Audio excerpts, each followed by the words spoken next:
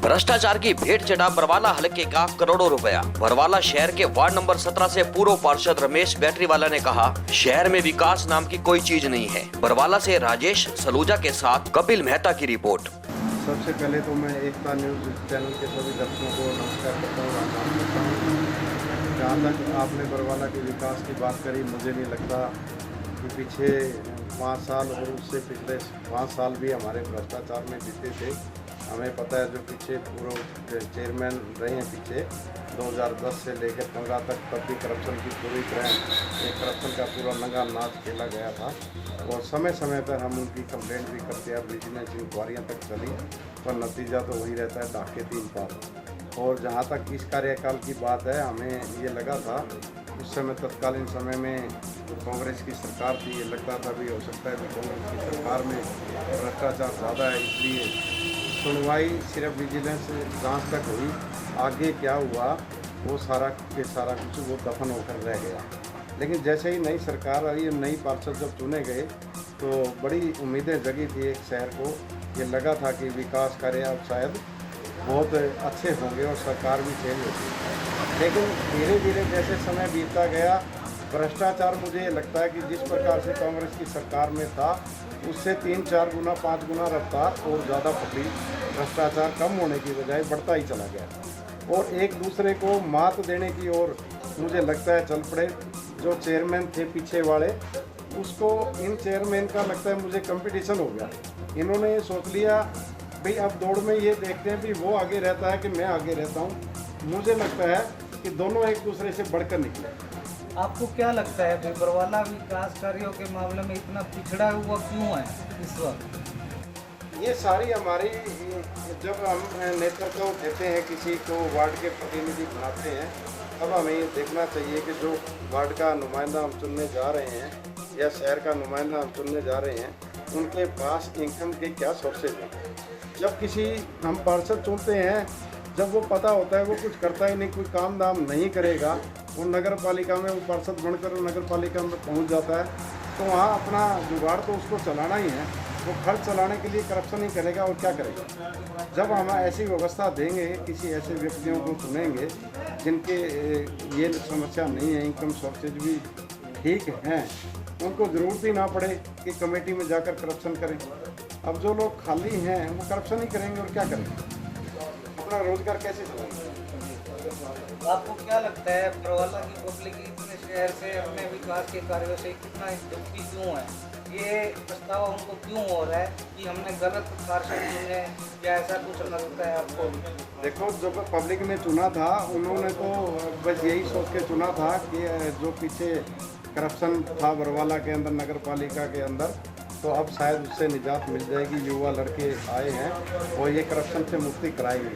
लेकिन ऐसा ये लड़के, जो युवा लड़के थे, उन्होंने तो पिछले रिकॉर्ड भी मेरे को लगता है। तो आपको क्या लगता है भाई 500 करोड़ रुपए का जो बरवाला के लोग दावा कर रहे हैं, अभी मुख्यमंत्री जी ने 500 करोड़ रुपए इस बरवाला हल्के को विकास कार्य के लिए दिए, वो कहाँ लगाए गए हैं और वो पैसा कहाँ गया है? मुझे लगता है ज़्यादा जो पैसा आया है वो भ्रष्टाचार की भेंट ही ज़्यादा चढ़ा है। आप मेन रोड पे कहीं भी देख लो, आप सीवरेज की व्यवस्था देख लो, आप किसी वार्ड में मोहल्ले में चले जाओ, लाइट की व्यवस्था देख लो, और कहीं भी आपको सड़कों की व्यवस्था देख लो, कहीं से भी आपको नज़र नहीं आएगा कि बरवाला में देख के तो कोई नहीं कह सकता कि कोई पैसा बरवाला में विकास का आया है। हाँ, हम ये कह सकते हैं 2 मेन रोड हैं। मेन रोड पे जैसे हांसी रोड और हमारा मंडी रोड, अग्रवा रोड, यहाँ पे कुछ लगता है, लेकिन शहर के अंदर तो स्थिति बद से बदतर ही होगी। अब आपको क्या लगता है भाई बरवाला के अंदर अगर जो विकास कार्य किए जा रहे हैं उस पर जोगीराम सियाग जो विधायक हैं हमारे यहाँ के, वो विकास कार्यों को लेकर के कितना जो दावा कर रहे हैं, उसके बारे में आपकी क्या राय है? मुझे नहीं लगता 1 साल के दौरान जब विधायक जी यहाँ से बरवाला से उनको चुना गया था, जोगीराम सियाग जी को, तो लोगों ने बड़ी उम्मीद लगी थी, एक उम्मीद लगी थी लोगों को कि अब सरकार में, सत्ता में भी उनका हिस्सा है तो विकास कार्य अच्छे होंगे। लेकिन उन्हें आते ही नगर पालिका में करप्शन की एक बार आवाज़ तो उठाई, भाई बरवाला शहर के अंदर जो करप्शन करने वाले हैं मैं उनको अंदर करा दूंगा, ये करा दूंगा, वो करा दूंगा। लेकिन नतीजा मुझे नहीं लगता कि कुछ हुआ है। आप देख रहे हो काफ़ी जगह जब विधायक जी ने यहाँ पे बरवाला में करप्शन के खिलाफ आवाज़ उठाई थी, वही काम आज ज़ोरों शोरों से वही यूँ के यूँ चल रहे हैं। अब वही काम करने वाले हैं, वही करवाने वाले हैं और वही मटेरियल डाला जाता है कि अब क्या करप्शन दूर हो गया। तो मुझे नहीं लगता विधायक जी 1 साल में कुछ कर पाए हैं। विधायक जी, मुझे एक चीज़ देखनी चाहिए आपको, 1 साल हो गया विधायक जी को, मेरे ख्याल में 1 पैसे की नई ग्रांट उन्होंने बरवाला शहर में लाने में सफल नहीं हो सके। बरवाला शहर के अंदर विधायक जी का 1 साल के दौरान कोई योगदान नहीं। विधायक जी जो यहाँ पर हर हफ्ते अपना खुला दरबार लगाते हैं, लोगों की शिकायतें सुनते हैं, तो क्या वो एकमात्र घोषणा दिखावा है क्या वो? आप ये बताइए, जब समस्याएं मेन रोड पे खड़ी हैं, विधायक जी समस्याएं सुनने के लिए लोगों के वार्ड में जाते हैं, हमारे शहर के अंदर जाते हैं, क्या सड़क पे दिख रही समस्या उनको नज़र नहीं आती? जो आम पब्लिक है, जहाँ से उनकी गाड़ी टपती है या जो समस्या सुनने वाले उनके साथ साथ रहते हैं, आप किसी रोड पे, मेन रोड पे ये बता दो कि समस्या नहीं है। हर जगह तो समस्या मुँह बाई खड़ी है। तो वहाँ तो एक खाना पूर्ति पूरी करने वाली बात है। भाई वार्ड में चले गए, वहाँ पे समस्या सुनने गए। अब पीछे वार्ड में समस्या सुनते सुनते आपको लगता है कहीं विकास कार्य कोई चले हैं, कोई शुरुआत हुई है विकास की?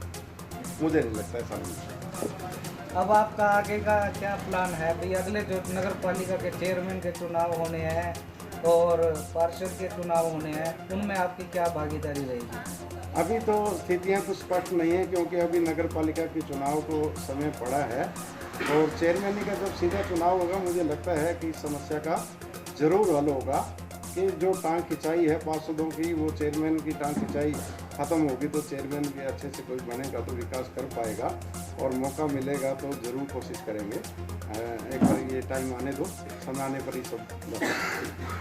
पीएम आवास योजना के बारे में मैं कुछ कहना चाह रहा था कि पीएम आवास योजना के नाम पर पिछले 5 साल से लोगों को बरगलाया जा रहा है और 5 साल के दौरान पूरे के पूरे 5 साल ये फार्म भराने में चलेगी। लोग ये उम्मीद करते रह गए, सांसदों के चक्कर काट, कभी एमएलए के चक्कर काट, कभी किन्हीं प्रतिनिधियों के चक्कर काट, कि अब शायद हमारे सिर पर छत आ जाएगी और जोर शोर से फार्म भरवाए गए।